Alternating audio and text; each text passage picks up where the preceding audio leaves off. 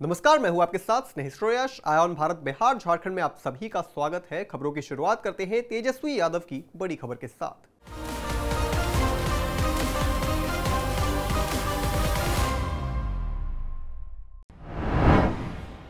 बिहार चुनाव से पहले राजनीति में नया ट्विस्ट आ गया है, जहां एक ओर तेजस्वी यादव ने जनता के सामने खुद को सीएम कैंडिडेट घोषित कर दिया, वहीं बिहार में उनके सहयोगी कांग्रेस ने उनके इस बयान से पैर खींचते हुए साफ कर दिया है कि बिना सीएम कैंडिडेट के ही वो चुनाव। बिहार पहुंचे कांग्रेस महासचिव सचिन पायलट ने प्रेस कॉन्फ्रेंस में कहा कि बिहार में निश्चित रूप से हमारी सरकार बनेगी। इसके अलावा उन्होंने क्या कुछ कहा, जरा ये भी सुनिए। भेदभाव हुआ, बिहार के शासकों ने यहाँ जो नौजवानों की अनदेखी करी, जो पीढ़ियां निकल गई और आज ये हालात बन रहे हैं कि पूरे बिहार के नौजवान अपना भविष्य अंधकार में देखते हैं और ये बहुत दुख की बात है।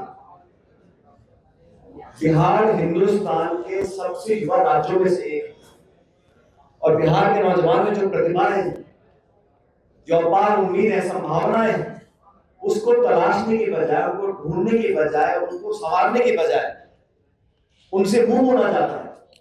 जो लोग सत्ता में बैठे हैं पटना में आज, माननीय मुख्यमंत्री जी कितने सालों से मुख्यमंत्री हैं और 2024 के लोकसभा चुनाव के समय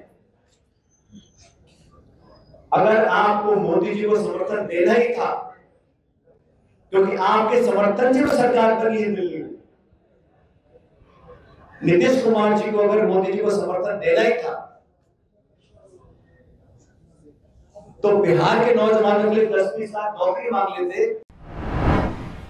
बिहार के राष्ट्रीय सचिव अजय कुमार चौधरी ने बिहार विधानसभा चुनाव को लेकर बड़ा राजनीतिक संकेत दिया है। उन्होंने कहा कि कांग्रेस महागठबंधन का हिस्सा है, लेकिन वह राज्य की सभी 243 सीटों पर चुनाव लड़ने की तैयारी में जुटी हुई है। अजय कुमार चौधरी ने बताया कि पार्टी प्रदेश अध्यक्ष राजेश कुमार के नेतृत्व में लगातार प्रदेश भर में कार्यक्रम चला रही है और संगठन को मजबूत करने का काम कर रही है। उन्होंने कहा कि कांग्रेस टिकाऊ और जीतने वाले उम्मीदवारों की पहचान के लिए कॉम्प्रिहेंसिव सर्वे करा रही है। उन्होंने ये भी स्पष्ट किया कि सारी तैयारियां महागठबंधन को मजबूत करने की दिशा में की जा रही हैं।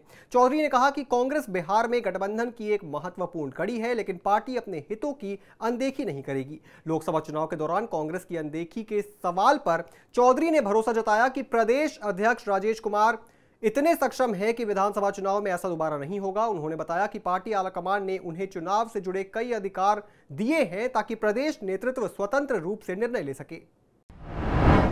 मुख्यमंत्री हेमंत सोरेन ने सीधो कान्हू की जयंती पर अपने पैतृक गांव झिली गोंडा के जाहिर स्थान में अपने परिवार के साथ पूजा अर्चना की। इस मौके पर उन्होंने आदिवासियों के अस्मिता और अस्तित्व को बचाने की लड़ाई को आगे बढ़ाने का संकल्प लिया। उन्होंने कहा कि बांग्लादेशी घुसपैठ और धर्मांतरण देश की सबसे बड़ी समस्या है, जिससे आदिवासियों की संख्या लगातार कम हो रही है। इस दौरान भारी मात्रा में लोग सीएम सोरेन को देखने आए थे। चुनावी रणनीतिकार प्रशांत किशोर की जन स्वराज पार्टी के पहले भव्य प्रदर्शन के लिए ऐतिहासिक गांधी मैदान में लगभग 3-4 लाख लोगों के लिए सभी जरूरी इंतजाम किए गए थे। हालांकि शाम 6 बजे जब किशोर मंच पर आए तो उन्होंने लोगों की कम उपस्थिति के लिए सीधे तौर पर माफी मांगी और प्रशासन पर रैली की पूर्व सूचना के बावजूद पटना के आसपास लगभग 2 लाख लोगों को ट्रैफिक में फंसे रहने का आरोप लगाया। उन्होंने कहा कि लेकिन चिंता मत करो, मैं देर रात तक यहीं रुकूंगा और सभी से मिलकर जाऊंगा। आज राज्य सरकार के कहने पर लोगों को डर के मारे गांधी मैदान पहुंचने से रोका गया होगा, लेकिन 10 दिन के अंदर मैं बिहार बदलाव यात्रा शुरू करूंगा और हर पंचायत और ब्लॉक तक पहुंचूंगा। जब लोगों ने मन बना लिया है तो बिहार में बदलाव को कोई रोक नहीं सकता, क्योंकि इसके लिए अभी आंधी चल रही है। किशोर ने कहा कि अगर लोग राजद शासन के अपराधियों द्वारा फैलाए गए जंगल राज को खत्म कर सकते हैं तो वो नीतीश शासन के अधिकारियों द्वारा फैलाए गए जंगल राज को भी खत्म कर सकते हैं। बिहार के उप मुख्यमंत्री सम्राट चौधरी ने विधानसभा चुनाव 2025 से पहले कहा कि नीतीश कुमार की अगुवाई वाली सरकार राज्य में हर महीने 12 लाख नौकरियां देने पर काम कर रही है। उन्होंने यह भी कहा कि सरकार हर महीने 38 लाख लोगों को रोजगार देने के लिए भी कोशिश कर रही है। वैशाली महोत्सव में बोलते हुए सम्राट चौधरी ने कहा कि 2005 से 2020 के बीच 15 साल में 5 लाख लोगों को सरकारी नौकरी दी गई। वैशाली के समृद्ध इतिहास की तारीफ करते हुए सम्राट चौधरी ने कहा कि यह गौतम बुद्ध और महावीर जैन जैसे महान संतों की पसंदीदा जगहों में शामिल है। उन्होंने कहा कि बिहार में डबल इंजन की सरकार वैशाली के क्षेत्रों को पर्यटन स्थल में तब्दील करने के लिए भी काम कर रही है। बिहार के पर्यटन मंत्री राजू कुमार सिंह भी इस कार्यक्रम का हिस्सा बने। उन्होंने कहा कि महावीर जयंती के मौके पर वैशाली महोत्सव का आयोजन सौभाग्य की बात है। वैशाली की पवित्र धरती में महावीर जैन 3 बार आए और गौतम बुद्ध के चरण भी यहां की धरती पर पड़े। उन्होंने कहा कि सांची का स्तूप पूरे देश में अपनी खास पहचान रखता है। वैशाली महोत्सव को लेकर उन्होंने कहा कि इस कार्यक्रम पर सभी लोग गर्व महसूस करते हैं। बिहार विधानसभा 2025 की तैयारी में जुटे नेता प्रतिपक्ष तेजस्वी यादव और विकासशील इंसान पार्टी यानी वीआईपी के संरक्षक मुकेश सहनी और राष्ट्रीय अध्यक्ष संतोष सहनी को मुजफ्फरपुर कोर्ट ने नोटिस भेजा है। दोनों को खुद हाजिर होकर अधिवक्ता के माध्यम से अपना पक्ष रखने को कहा गया है। मुजफ्फरपुर सिविल कोर्ट के अधिवक्ता और भारतीय सार्थक पार्टी के प्रदेश अध्यक्ष सुधीर कुमार ओझा ने चुनाव चिन्ह के दुरुपयोग से जुड़ी कंप्लेंट मुजफ्फरपुर कोर्ट में दायर की थी। इस मामले में 6 मई को सुनवाई होने वाली है। यह मामला चुनाव चिन्ह को लेकर उपजे विवाद का है। सुधीर ओझा ने 18 अप्रैल को मुजफ्फरपुर सीजेएम की अदालत में शिकायत की थी कि उनकी भारतीय सार्थक पार्टी के चुनाव चिन्ह नाव छाप का महागठबंधन के नेता दुरुपयोग कर रहे हैं। उन्होंने फर्जीवाड़ा और धोखाधड़ी का आरोप लगाया था। कहा था कि नाव छाप उनकी पार्टी का सिंबल है, जिनका दुरुपयोग मुकेश सहनी ने किया है। हालांकि इसी साल जनवरी में कोर्ट ने इस परिवाद को खारिज कर दिया था। उसके बाद सुधीर ओझा ने रिवीजन आर्ग्यूमेंट दायर किया था। रिवीजन आर्ग्यूमेंट पर सुनवाई करते हुए जिला एडिशनल सेशन जज ने नेता प्रतिपक्ष तेजस्वी यादव, विकासशील इंसान पार्टी के संरक्षक मुकेश सहनी और राष्ट्रीय अध्यक्ष संतोष सहनी को नोटिस जारी किया है। रांची में लोगों के अंदर योग का क्रेज बढ़ता जा रहा है। योगाचार्य स्वामी मुक्तरत रांची में कई सालों से सत्यानंद योग मिशन और मुक्तरत योगा रिसर्च फाउंडेशन का संचालन कर रहे हैं। यहां हर रोज हर वर्ग के लोग योगाभ्यास करते हैं। स्वामी मुक्तरत ने बताया कि नियमित योग से शारीरिक और मानसिक तनाव तो दूर होता ही है, साथ ही कई तरह के विकार से भी मुक्ति मिलती है। रांची के निवासी पंकज जायसवाल पिछले 4 सालों से योग कर रहे हैं। उन्होंने कहा कि योग साधना के बाद वो ऊर्जावान हो जाते हैं और शरीर में फुर्ती रहती है। वहीं कानून की पढ़ाई कर रही छात्रा श्रुति ने बताया कि योगाभ्यास से उन्हें मानसिक शांति का अनुभव होता है। आपको यह बतला दें कि योग के जो परिणाम आते हैं उसको हम कई चरण में आपको बतलाएं। पहला चरण है कि योग के करने से व्यक्ति में डिसिप्लिन आना शुरू हो जाता है, क्योंकि बगैर डिसिप्लिन के बीमारी का जाना बहुत मुश्किल है। जब तक डिसिप्लिन आपकी लाइफ में नहीं आता है तब तक आपकी बीमारी तब तक नहीं आती। तो इसलिए पहला परिणाम योग का है कि जब लोग महीने, 2 महीने, 3 महीने योग को करते हैं तो उसमें डिसिप्लिन है।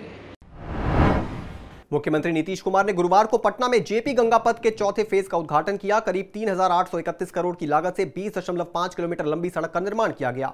चौथे फेज के उद्घाटन के बाद दीघा से दीदारगंज का फासला कम हो जाएगा। अब 30 मिनट में ही दीघा से पटना सिटी के दीदारगंज पहुंच सकेंगे। पहले यह समय 1.5 घंटे से ज्यादा लगते थे। वहीं नवादा, नालंदा जैसे जिलों से पूर्वी और पश्चिमी पटना की ओर आने वाले लोगों को बड़ी राहत मिलेगी। जेपी गंगा पथ पटना के पूर्वी और पश्चिमी छोर को आपस में जोड़ता है। अटल पथ चौराहे से इसकी शुरुआत होती है। यहां से आईसीटी घाट, गांधी मैदान, पीएमसीएच, पटना विश्वविद्यालय, एनआईटी, गाय घाट, कंगन घाट, कृष्ण घाट और पटना घाट के पास एप्रोज रोड बनाया गया है।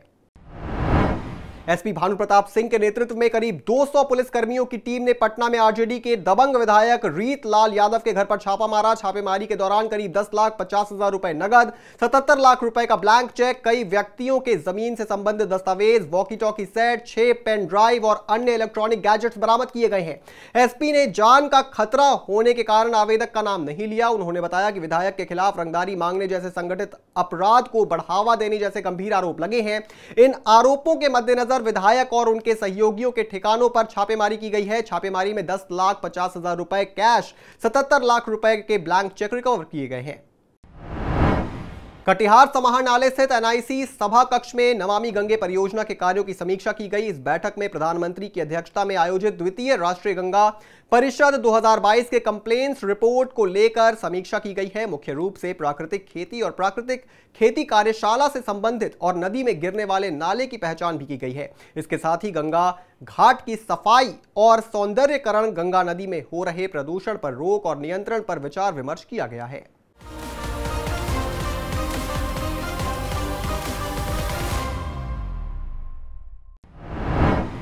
बिहार झारखंड की और भी तमाम बड़ी खबरों से जुड़े रहने के लिए आप देखते रहें आय ऑन भारत बिहार झारखंड।